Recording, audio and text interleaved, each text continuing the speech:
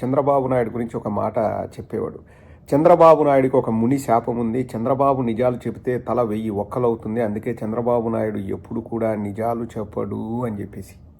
ఇప్పుడు ఆవు చేలో మేస్తే దూడ గట్టున మేస్తుందా అన్న చందాన సినబాబు నారా లోకేష్ బాబు ఉత్తర కుమారుడి ప్రగల్భాలు పలుకుతూ 31 హామీలు ఇస్తున్నాము, అమలు చేయకపోతే నా కాలర్ పట్టుకుండని జాఫర్తో ఇంటర్వ్యూలో చెప్పాడు. ఇంతవరకు ఆ 31లో ఒకటి కూడా సక్కంగా అమలు చేసిన దాఖలాలు లేవు. సరే, అమలు చేయకపోతే చేయకపోయారు. లా అండ్ ఆర్డర్ని ఏమైనా కట్టడి చేస్తున్నారా అంటే లా అండ్ ఆర్డర్ అనేది ఎక్కడుంది? అది మా ఆంధ్ర రాష్ట్రంలో ఉండదు.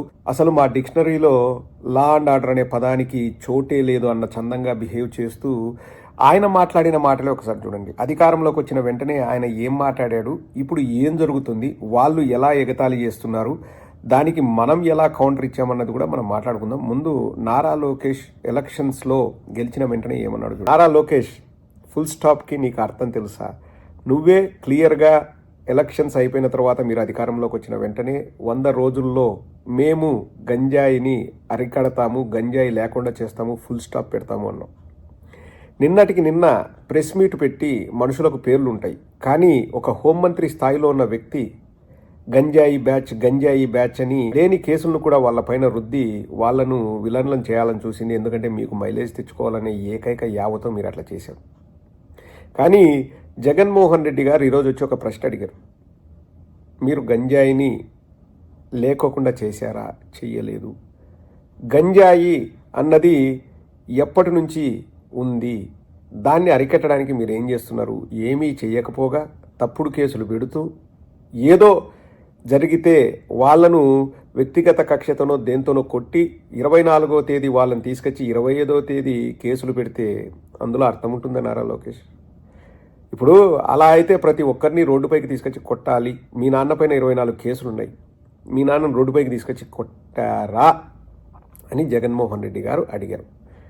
వీళ్ళు ఈ సైకో బ్యాచ్, అంటే సైకో ఎందుకంటారంటే వీళ్ళకి సైకో స్పెల్లింగ్ కూడా రాదండి, పిస్కో అని రాసుకున్నాడు ఎవరు? నారా లోకేష్. మళ్ళీ మనం చెప్పిన తర్వాత, మనమంటే మన వైసీపీ వాళ్ళు చెప్పిన తర్వాత మళ్ళీ దాన్ని ట్వీట్ డిలీట్ చేసి కొత్త ట్వీట్ వేసుకొని సైకో అని రాసుకున్నాడు నారా లోకేష్. ఇప్పుడు మీ బ్యాచ్ అంతా ఏదో రౌడీలను ఎంకరేజ్ చేస్తున్నారు, గంజాయి బ్యాచ్ని జగన్మోహన్ రెడ్డి గారు ఎంకరేజ్ చేస్తున్నారు అని చెప్తున్నారే. వీరయ్య చౌదరి అనే వ్యక్తి పైన ఎన్ని కేసులున్నాయి? వీరయ్య చౌదరి అనే వ్యక్తి పైన 7 కేసులున్నాయి. అతని పైన రౌడీ షీట్ కూడా ఉంది. అతను చనిపోయింది కూడా ఏదో రియల్ ఎస్టేట్ దందాలో ఏవో తెలుగుదేశం వాళ్ళే అతన్ని చంపారు. మీ హోమ్ మినిస్టర్ ఎందుకు వెళ్ళి చూసి వచ్చింది? వీరయ్య చౌదరి పార్థివ దేహాన్ని ఎందుకు మీ హోమ్ మినిస్టర్ వెళ్ళి చూసి వచ్చింది? మీరెందుకు వెళ్ళి ఆ కుటుంబాన్ని పరామర్శించారు? తెలుగుదేశంలో ఉన్న వాళ్ళకి ఎవ్వరికి కూడా రౌడీ షీట్లు లేవా? చింతమనేని ప్రభాకర్ అనే వ్యక్తి ఏం చేశాడు? ఒక ప్రభుత్వ ఉద్యోగిని లాగిపెట్టి కొట్టలేదా? ఆమె చీరను లాగలేదా?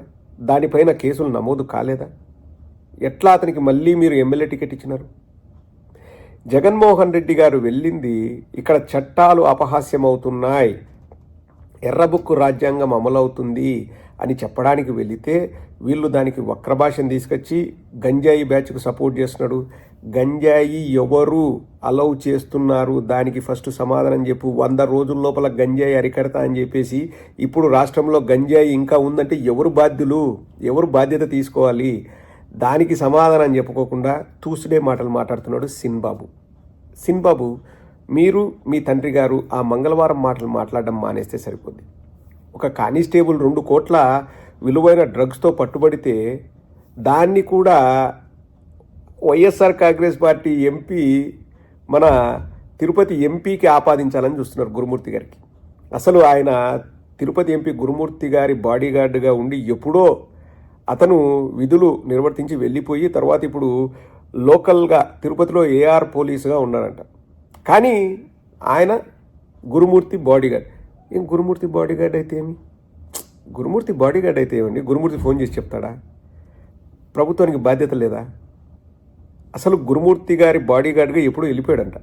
కానీ దాన్ని కూడా వైఎస్ఆర్ కాంగ్రెస్ పార్టీ వాళ్ళపైన ఏమి జరిగినా అండి, ఎంతవరకు వీళ్ళు వెళ్తారంటే అవతల వాళ్ళ క్యారెక్టర్ అసాసినేషన్ చేసి వాళ్ళను నరకయాతన పెట్టి ఇప్పుడు అక్కడ జరిగింది అదే. జగన్మోహన్ రెడ్డి గారు క్లియర్గా ఎక్స్ప్లెయిన్ చేశారు. ఒకడి మీద అసలు కేసులే లేవు, వాడిని కూడా గంజాయి బ్యాచ్ని కలిపేశారు. ఇంకా అన్నిటికంటే హాస్యాస్పదం ఏంటంటే నిన్న కొండేపు నియోజకవర్గంలో జాళ్లపాలెంలో జరిగింది.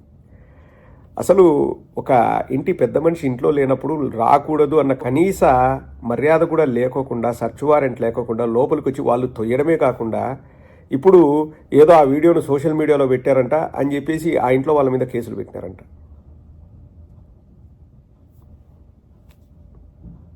అర్థమవుతుందా రాజా?